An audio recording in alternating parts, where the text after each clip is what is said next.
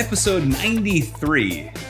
That's what episode we're at, Cary. We are trudging along with 28 away from completing the 121 card set of the 1955 Parkhurst Wrestling Trading Card Set. Ian Riccaboni, Cary Silkin, AJ from Bisson Creative and Web Design. Cary, we're at episode 93, but we're talking about card 92 today on our 5-minute history lesson.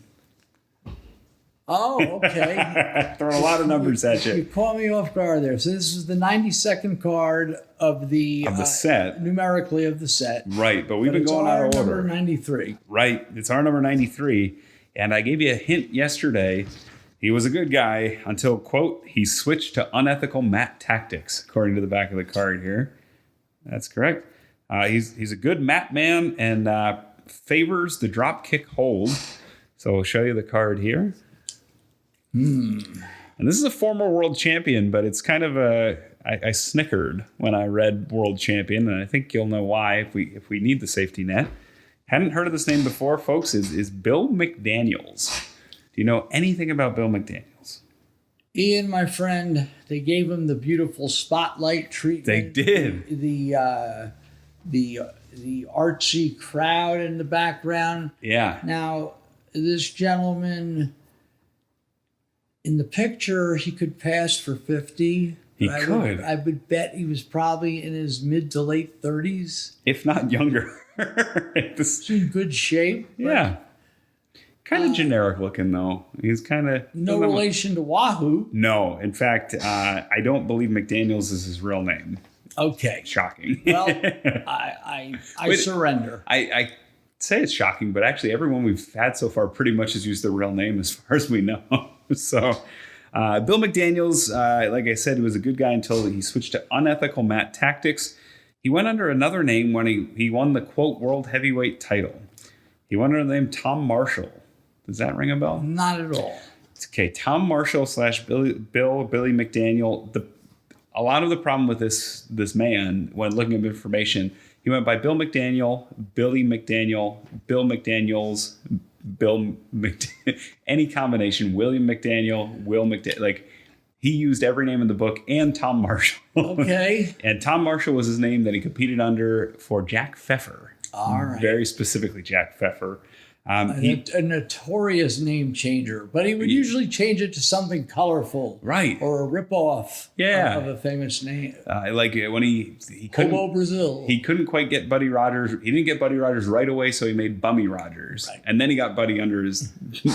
Anyway, won the world heavyweight title, Jack Pfeffer's version, which Jack Pfeffer created out of thin air, and he had it to tour with. That title was won by guys like Buddy Rogers, Dave Levin, who are kind of legitimate guys. It was also won by Bozo Brown, okay, Indian Nature Boy, Hopalong Rocco, and Elephant Boy.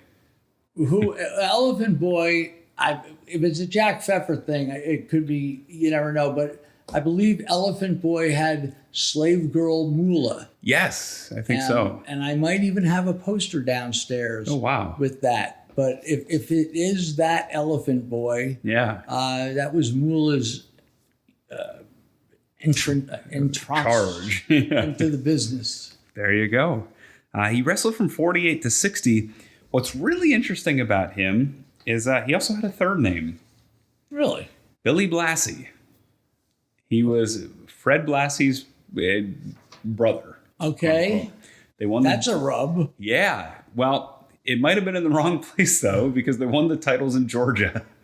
And Blassie wrestled a lot in Georgia. He did. It would have been after the huge California run before the even bigger California run. It would have been 54, 55-ish. Okay.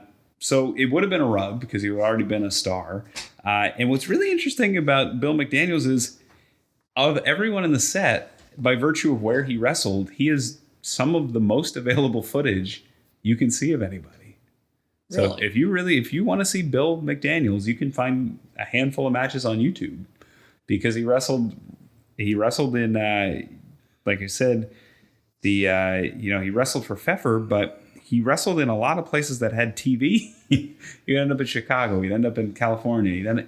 He went to where their TV. Did he look like he was a good worker? Yeah, he looked like a good villain. Okay. He looked like a good villain. And he looked like he would be an appropriate tag team partner for Blassie. All right. So Yeah, so this was an interesting one. So if you really wanted to see more, very rarely can we say there's more than a handful, and he's got a handful, if not more, on YouTube. Okay. Yeah, if you search Bill McDaniels or Billy McDaniels, and Tom Marshall. No surviving footage of Tom Marshall, very specifically.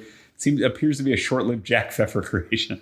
You'd figure they would want to change the name to something more colorful, even, Cowboy Tom Marshall. Right. Or, Big Tom Marshall. Yeah, something. I think he was big.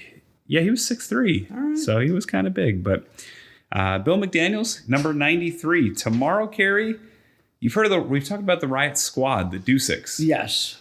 Tomorrow we have a Riot Call. That's your hint for tomorrow. And it's been a tough week here. It has been a tough week. We're clearing out the junk drawer, so to speak. Not that these guys are junk, but some of the lesser known guys, because that pot of gold's at the end of the rainbow. Buddy Rogers, Luthez, they're still waiting on us. So we'll get to them. So tomorrow, episode 94, it's going to be a lot of fun. For AJ, our producer, Cary, I'm Ian Riccoboni. We hope you join us back here tomorrow, 8 p.m. for 55 and 5. Thanks, everybody.